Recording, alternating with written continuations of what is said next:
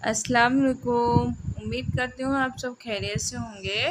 तो आज की इस वीडियो में हम पढ़ेंगे उर्दू ज़बान की 5वीं किताब का सबक नंबर 15 और पाठ का नाम है शमराए आमाल।